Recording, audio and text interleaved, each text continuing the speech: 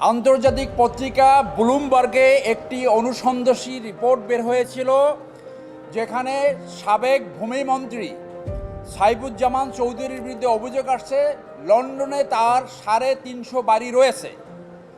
পত্রিকার রিপোর্ট অনুযায়ী অবৈধভাবে তিনি এই বাড়িগুলো করেছেন। বাংলাদেশের ইতিহাসে সম্ভবত এটা অন্যতম মানি লন্ডারিং কেস। এই দুর্নীতির বিরুদ্ধে অ্যাডভোকেট রিগান পাবলিক জনগণের স্বার্থে একটি রিট আবেদন করে। দুইটি কোর্ট কোনো আদেশ প্রদান না করায় তিনি মাননীয় প্রধান বিচারপতির কাছে একটি আবেদন করেন। সেই আবেদন অনুযায়ী এই রিটটি শুনানির জন্য মাননীয় বিচারপতি জনাব আবু তাহের সাইফুর রহমান সাহেবের কোর্টে পাঠান। সেই কোর্ট আজকে একটি আদেশ প্রদান করেছেন, দুদককে নির্দেশ দিয়েছেন আইন অনুযায়ী এই আবেদনটি নিষ্পত্তি করার জন্য, প্রয়োজনীয় আইনগত ব্যবস্থা গ্রহণ করার জন্য।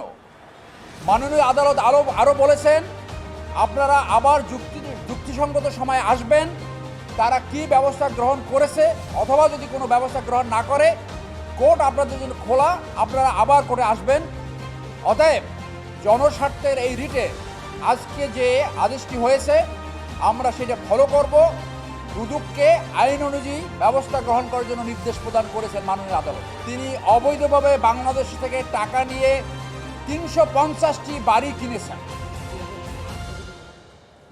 যার মূল্য হলো 2770 কোটি টাকা, বাংলাদেশের মোট জিডিপির 1 অংশ।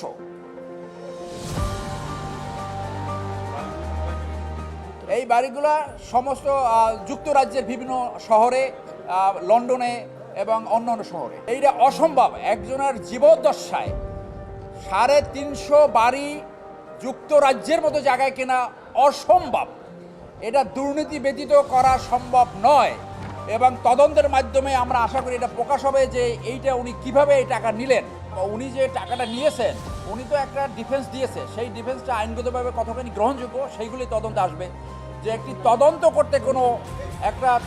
করতে কোনো বাধা নেই। এবং এই মামলাটা যখন আমরা 3টে কোর্টে শুনানি করেছি, তার পক্ষে আমাদের শ্রদ্ধেয় কেসি আজমালুল হক কেসি সাহেব এসছেন সবসময়। আমি কোর্টকে বলেছি যে আজমালুল হক কেসি সাহেব আমাদের একজন শ্রদ্ধাভাজন, একজন আইকন, উনি একটা তদন্তের বিরুদ্ধে কেন কথা বলবেন? একটা তদন্ত তো অনুসন্ধান হতে কোনো বাধা নাই। তো উনি আজকে তেমন কোনো কথা বলে নাই। উনি কোর্টকে বললেন যে এই মামলাটা নিয়ে বিভিন্ন কোর্টে যাচ্ছে। তো আমি মাননীয় কোর্টে বললাম, কেন যাবে না? যতক্ষণ পর্যন্ত আমরা ন্যায় বিচার না পাবো কেন যাবে না? একজন মন্ত্রী কি করে 350 বাড়ি যুক্তরাজ্যে করে? উনি যদি এই টাকাটা বাংলাদেশে ইনভেস্ট করতো, তাহলে বাংলাদেশে এমপ্লয়মেন্ট হতো, বাংলাদেশের জিডিপিতে কন্ট্রিবিউট করতে পারত। একজন মন্ত্রী হয়ে কি করে দেশ বিরোধী কাজ করতে পারে? তার এই মানি লন্ডারিং 350 বাড়ি যুক্তরাজ্যে কেনা, আমরা মনে করি anti state and anti people, এটা দেশের বিরুদ্ধেও এক ধরনের স্টেপ। যে আপনি সরকারের মন্ত্রী হয়ে কি করে এত টাকা বিদেশে পাচার করেন? রাষ্ট্রের দায়িত্ব হলো এইটাকে তদন্ত করা এবং তার বিরুদ্ধে আইনগত ব্যবস্থা গ্রহণ করা।